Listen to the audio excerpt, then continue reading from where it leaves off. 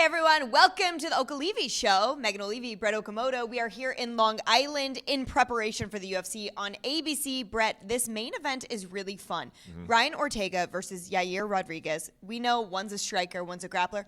They're very good, well-rounded mixed martial artists. However, do you think they're going to stick to what has served them best in their careers?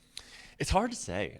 This fight is super intriguing to me because, and I think that this is like a theme in just the featherweight division itself, is who is improving the most. Because we just saw that, right, with Volkanovski and Holloway, and you're like, look at how much Alexander Volkanovski has improved in the last 3 years. And I think that you can draw out that theme to the rest of the division, particularly these two. Like Brian went in there in 2018.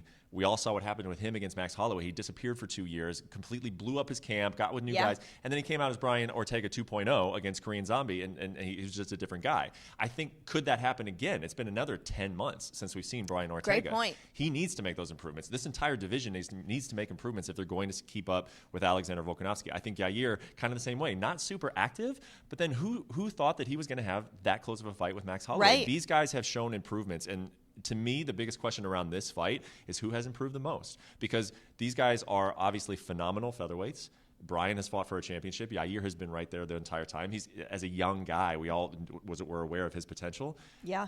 If they're going to catch up with Alexander Volkanovski, they have to be making improvements. What they're doing has not been good enough. As good as it has not been good enough. So who is going to improve? Who is going to bring something a little bit different to their game? For Brian, is it the ability to take things down? For Yair, is it the ability to catch him with a big shot? I'm going to be looking for those improvements in this fight. No, I think that's so perfectly said because of where Alexander Volkanovski stands within his own division, but also the pounds per pound list. I mean, he just moved into the #1 spot, and the guy just continues to seem to get better every single outing. That being said, you hate to kind of take some shine away from the two guys that are competing, but there could be a title shot in the future should Yair win, especially.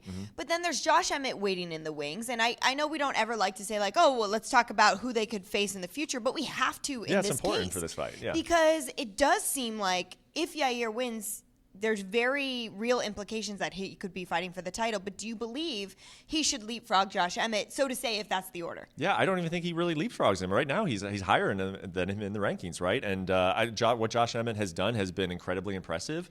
And I feel for Josh Emmett, and I even wrote this after he fought Calvin Kattar, is like, I hope he gets rewarded for that, because that was a great fight. Yeah. Both guys had to dig deep. You know, Calvin Kattar, you know, he takes a big step back, and he was very close to winning that fight. Like, these fights are being determined by tiny little things. And so I hope that Josh Emmett gets the credit for, you know, sometimes, like, go out there and make a statement, Josh Emmett. Well, it's hard to make statements when you're facing the very, very best. But having said that, that's the reality of this sport, right? Is that Josh Emmett, it's a statement beating Calvin Kattar, but he didn't do it in a big defining way. So I do think that if Yair Rodriguez wins this, I do think he'll be next in line. I think if Brian Ortega goes out and submits him, he could be next in line. I really do think that they would take a look at that rematch. I just think as deserving as Josh Emmett is, I think if someone does something impressive on Saturday, Megan, I think that's going to be the next title challenge. No, I absolutely agree with that take, so we'll see how that main event plays out. The co-main event, we see the return of the karate hottie, Michelle Waterson-Gomez, as she is now going by. She takes on Amanda Lemos. Amanda just had that main event against Jessica Andrade in April. Karate hottie's been out for over a year. She had to rehab an injury. She's in a crazy movie with Tom Hardy. I mean, there's a lot going on, and she's really a pioneer of the sport, taking on somebody who is looking to get sort of the notoriety in the sport that she has achieved. Yeah, I think you've outlined it very perfectly. You know, we've seen this instance time and time again in the sport. This is kind of one of those scenarios, you know, that we're very familiar with. Lemos is you know, it's not a bad thing to lose to Jessica Andrade. Right. A lot of people, that happens to a lot of it. And nobody's writing off Amanda Lemos because she had a bad night against Jessica Andrade. This is set up for her to shine. It really is. You know, Michelle Waterson has had a very long career. We know that she's solid, that what she brings to the table. I think this is an opportunity for Lemos to put that big name on her resume, right, and to put that Jessica Andrade loss behind her, because, you know, Karate Hottie is even basically saying to herself, I'm looking at my career differently now. I'm just enjoying it. You know, I'm here to soak up fight week, and she does. I mean, she is like a breath of fresh air during these fight weeks. 100%. Everybody loves being around Michelle Waterson, so she's in a good place mentally. I feel like she kind of coming in like she has nothing to lose. The pressure here is on Amanda Lemos, and she needs to go out and make a statement if she wants to be considered, you know, in that conversation of getting a title fight. And man, that's such a stacked division that a win here and a win in impressive fashion for either of them, moves a lot of things around at 115 pounds. But before we go, Brett, let's talk about the main card opener. Again, main card on ABC. This is a big deal for the UFC. But Miesha Tate, she made weight successfully this morning, 125. She will be taking on Lauren Murphy. This is an interesting matchup of two pioneers of women's MMA, but two women who really do the basics very well, and they don't make a lot of mistakes. Like Miesha Tate was telling us, hey, Lauren Murphy is a great grappler because she sticks to what she knows and doesn't mess up. And Lauren Murphy said the same exact thing about Miesha Tate in our meetings. I mean, when you look at this matchup, what do you see? The same, yeah. And I thought that maybe there was an opportunity for a little bit of a backhanded compliment, you know, when Miesha Tate's saying that she's not very creative, but she is very good at the basics. Right. Like, I was like, is that a compliment or is that a dig? I think it is a compliment, though. I mean, it's like you said, they've had so much experience, and they both just shored up every element of their game. When you have that much experience, you've been in the octagon that many times, I mean, you just learn so much about yourself. You learn so much about the game. I mean, we talked about an opportunity for Lemos to really make a statement in the co-main event. Miesha Tate, man, this is an opportunity. She's coming in and making her flyweight debut, and she's fighting Lauren Murphy, who's coming off of a title fight. And if she wins, she's going to get Valentina Shevchenko. She is. She's going to. I mean, this is a perfect scenario for Miesha, in which she has the name value, she has the accomplishments on her resume, and she has a division in which the champion has run through basically everybody. So it's wide open for her. Can she do it? Can she just take that one step and beat Lauren Murphy? Lauren Murphy is not going to hand it to her. Like, Lauren Murphy has been very clear.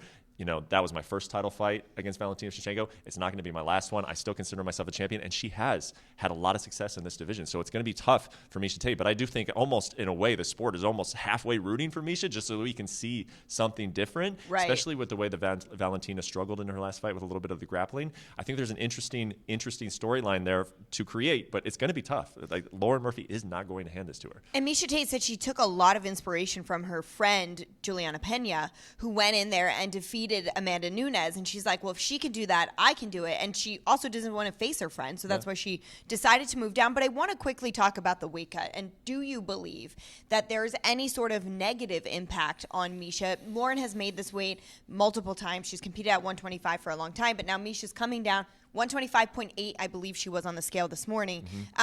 Does it play any factor? I was curious to know that. I mean, I remember UFC 200. I remember she barely made it. And, you know, there were photos of her like sitting outside of a bathtub, and she was really struggling to make 135 for a title fight. Right. So I was wondering where that weight was going to come off, but she worked with Sam Calavita. I spoke to, you know, Juan Archuleta and the group of guys over there. They're obviously very happy with what she did. She was very, very committed. I also thought that when the fight got pushed back, is that going to be a problem for her? Right.